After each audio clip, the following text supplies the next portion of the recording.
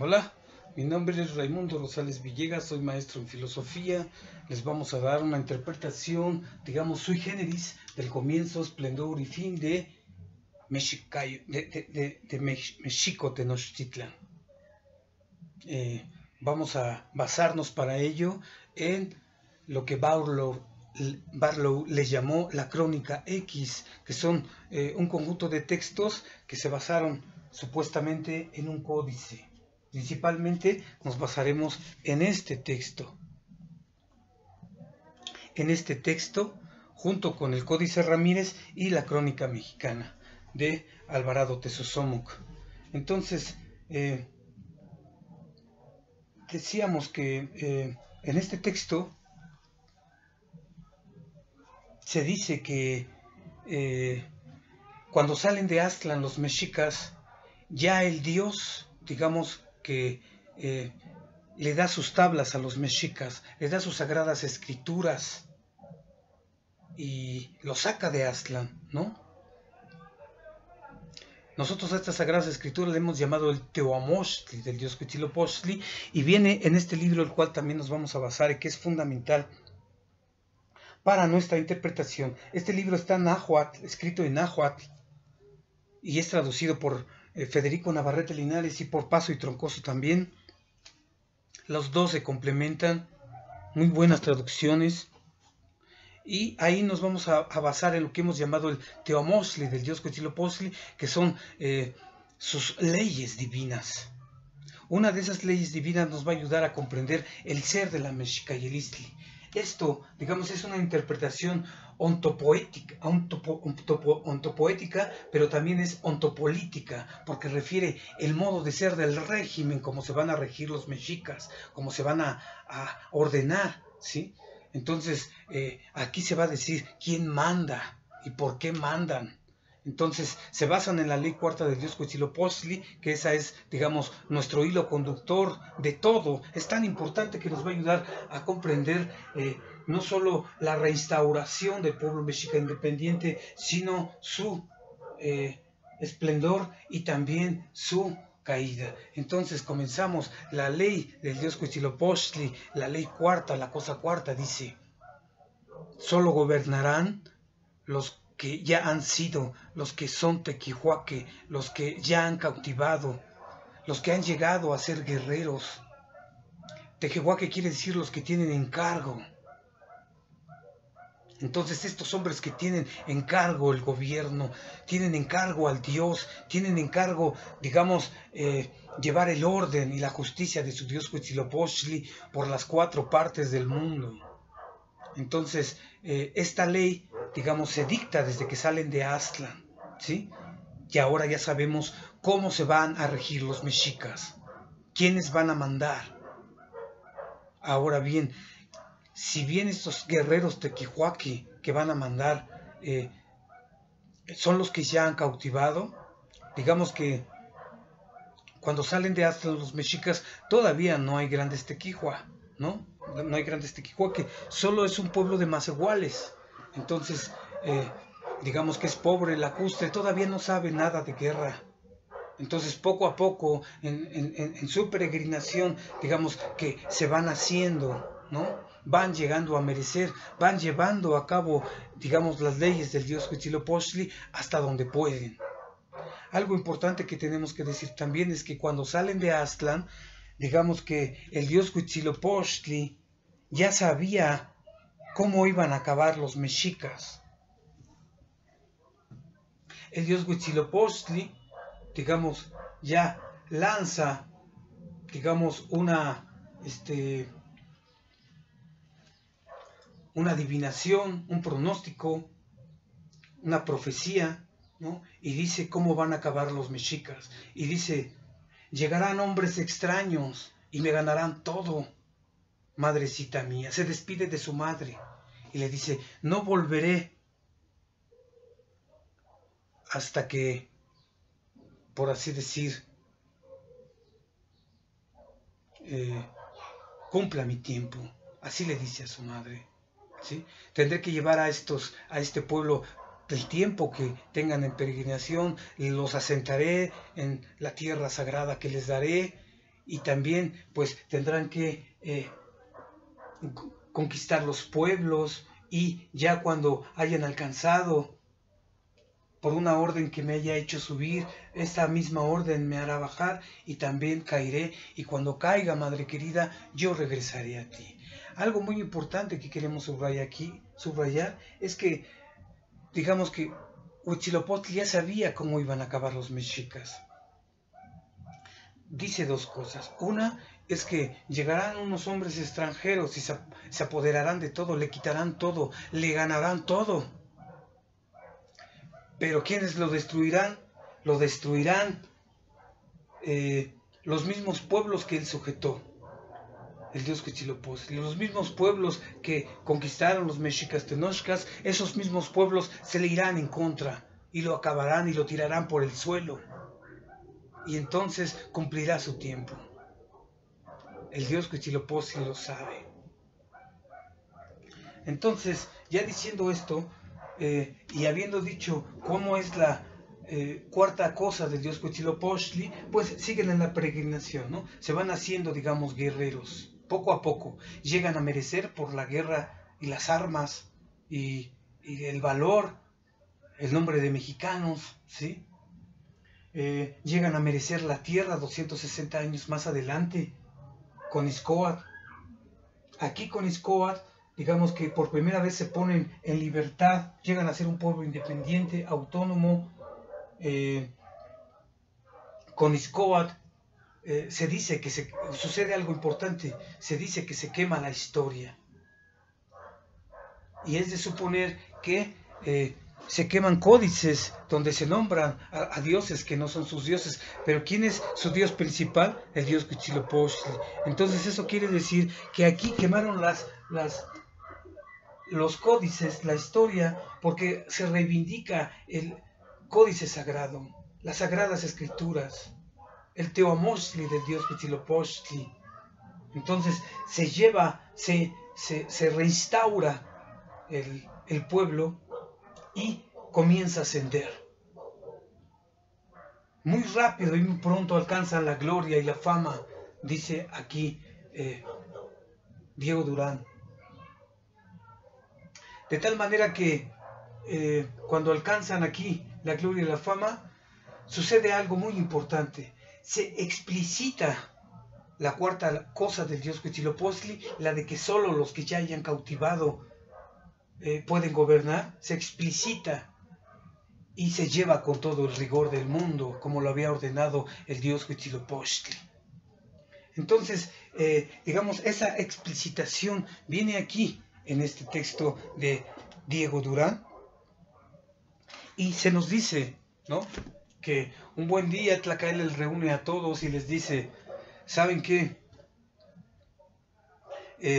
Ya hemos llegado a la plenitud, a la abundancia, tenemos todo, y se les va a dar ahora premios a los que hayan hecho grandes hazañas, muchos méritos. Se les van a dar preseas, regalos, se les va a dar reconocimientos. Y no solo eso, algo importante que hay que subrayar aquí y que nos hace ver el ser de la Mexicayotl, es que lo que dice Tlacaelel es que no solo se les va a dar, dice, no solo a quienes se les van a dar las preseas, sino también dice a quienes no. Y a quienes no se les van a dar las preseas,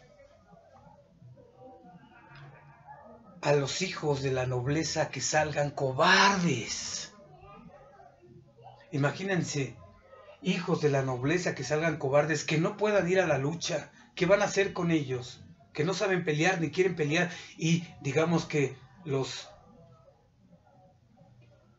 vuelve incapacitados para atreverse, ¿no? Son hombres que tienen miedo.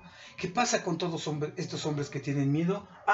Pues se van con el pueblo. El pueblo, precisamente, si algo los define, es su miedo. El modo, el temple en el que se mueve la gente de pueblo, el Macehual, es el miedo.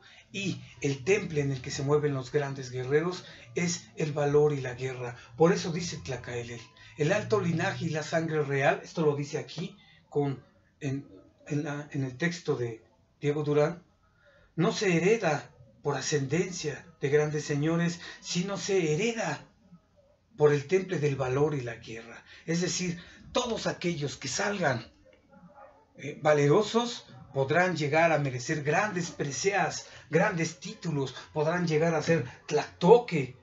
Por ejemplo, Iscoat en su momento lo llegó a hacer, ¿sí? Porque no importaba que fueran hijos de esclavas o de macehuales. Importó en su momento nada más para cierta formalidad fundar la nobleza cuando ponen primeramente a Camapixtli, pero eso no significaba nada. O sea, en sentido propio, desde la filosofía, desde su ser, por eso es ontopolítica, el modo de ser del régimen, el temple del modo de ser del régimen es el temple sagrado del valor y la guerra. La guerra, recuerden, es un acontecimiento sagrado. Entonces, estos hombres solo podían acceder, digamos, al ámbito de lo sagrado mediante su temple del valor y la guerra. Un macehual no podría acceder al ámbito de lo sagrado, que es la guerra. Entonces es comprensible que se comprenda aquí al hombre de dos maneras, por su modo de ser. Unos porque tienen gran valor y otros porque tienen miedo. Entonces, digamos, esto sucede aquí, ¿no? Dice Tlacaelel, la gloria, la honra y la grandeza mandamos se herede no por vía de nacimiento de grandes, sino por el temple del valor y la guerra. ¿Se entiende? Y entonces también dice algo que nos descubre de manera más explícita esta ley. Y dice, ¿a quienes no se le darán?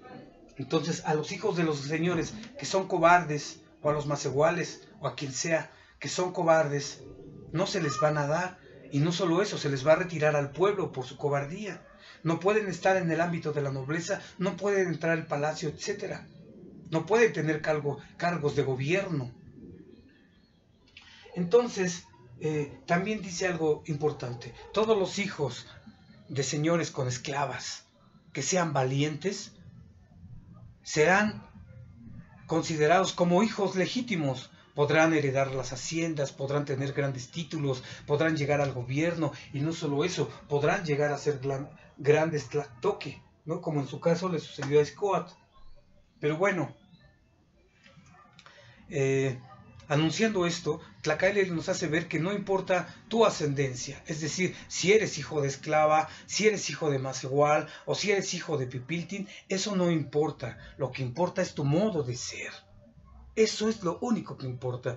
¿Y cuál es el modo de ser? Pues el valor y la guerra. Eso es lo que importa. Ese es el ser de las personas. Su temple en el que se ven movidos, en el que se ven, digamos, oprimidos. ¿Sí? Porque el temple no es algo que nosotros tengamos, sino que el temple es algo que nos tiene, es algo que padecemos. Y en ese sentido, nosotros nos disponemos a él o no nos disponemos. Esa es la libertad. Entonces, digamos, llega Motecuzoma Xocoyotzin y se opone a ello y dice, no estoy de acuerdo con los señores anteriores, y manda a traer a Sosihuacóatl. Sosihuacóatl viene en este texto y también en el manuscrito Tobar, o en el códice Tobar, le dice Motecuzoma al Cihuacóatl, al segundo en el gobierno, le dice, bueno, segundo entre comillas, le dice sus nuevas disposiciones. Cuando se entroniza Motecuzoma Xocoyotzin, enseguida después lo manda a llamar, se encierra con él y le dice, ¿sabes qué? Quiero que dentro de mi gobierno hay muchos, ¿sí?, que vienen como de sangre de macehuales, como de sangre de hijas de esclavas con señores, y no los quiero. Aunque sean mis medios hermanos o aunque sean hijos de mi padre, no quiero a esos bastardos, ni quiero a los que tengan ascendencia de macehual. Quiero a pura sangre muy limpia. No sé de dónde sacó esto Motecuzoma, ¿sí? O bueno, sí lo sabemos. ¿Por qué? Porque hay un gran olvido de su ser. Olvida, digamos, la ley del dios Huitzilopochtli, la cuarta cosa que dice, solo los tequihuaque van a gobernar.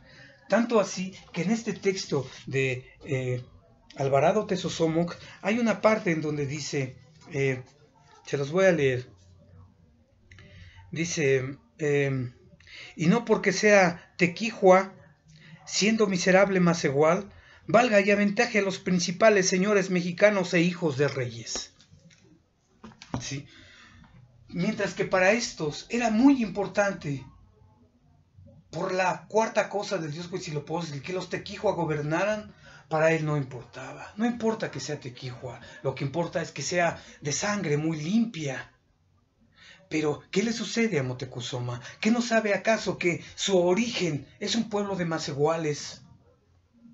No sabe que la grandeza, no sabe que la nobleza guarda su origen en la humildad. Ah, no, Moctezuma parte de un prejuicio. ¿Cuál? Y esto es lo que nos ayuda, digamos, la fenomenología, ¿sí? Que es pensar que la nobleza viene de la nobleza, que la nobleza se hereda por ascendencia, se hereda por sangre, por cuna, por linaje, por casta. Entonces, digamos, ese modo de ser de Moctezuma, esas leyes que él impone, se dan a partir de una soberbia, de ahí nacen,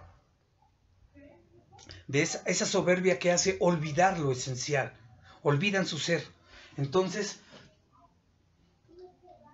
si bien en el esplendor lo que gobernaba a los mexicas era el valor y la guerra, el temple sagrado del valor, aquí en el fin como Moctezuma ya no es el valor y la guerra lo que distingue a un ser humano, su modo de ser, sino ahora, digamos que es un prejuicio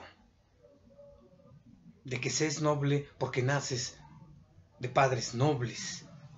Entonces, ya no importa tu modo de ser, sino una ley determinada por el Tlactuani. De tal manera que con Moctezuma, digamos, se rompe la ley sagrada, se olvida al ser, y en ese sentido es lo más terrible que pueda suceder. Esto sucede, digamos, en 1502 del calendario occidental. Entonces, digamos que con Moctezuma se comienza a echar a perder el ser de los mexicanos, porque se olvida el ser y de algo originario, ¿sí? Que es un misterio, que es un portento, digamos, estos hombres, pasa a ser algo completamente determinado, algo completamente derivado. Entonces, con Moctezuma Xocoyotzin, por eso decimos que se da el comienzo del final. Ahí comienza su descomposición. Esto hace que cuando ya lleguen los extranjeros a estas tierras, Moctezuma, digamos, ya esté, digamos, como se dice aquí en este texto el texto, uno de los textos más maravillosos del mundo, que dice que cuando ya llegan los extranjeros, ¿no? Antes de llegar acá a Tenochtitlan, dice Moctezuma, se dice de Moctezuma que no hizo más que esperarlos, no hizo más que resolverlo en su corazón, no hizo más que resignarse, dominó finalmente su corazón, se recomió en su interior, lo dejó a disposición de ver y de admirar lo que habría de suceder. Esto para nosotros es muy importante porque nos hace comprender, digamos, la actitud de Moctezuma, no solo frente a los extranjeros o a los que vinieron a aplastarlo, a los pueblos sujetos, sino al destino. Su actitud frente al fin del mundo, su actitud frente al fin de toda una era, su actitud frente al fin de todos los tiempos. Entonces, lo que nos interesa es esta resolución en su corazón y esta disposición de ver y admirar lo que habría de suceder. Moctezuma, digamos, no perdió porque no luchó. Él mismo, como el sol, se hundió en los abismos. Él mismo, como la flor, se marchitó. Él Él mismo, digamos, como pueblo del sol, se descompuso y cayeron a su propia desgracia. Ellos mismos procuraron sus propias desgracias con estas leyes, de tal manera que los dioses ya no los favorecieron y determinaron que todo se acabara. Merci beaucoup, Tlazohcamati.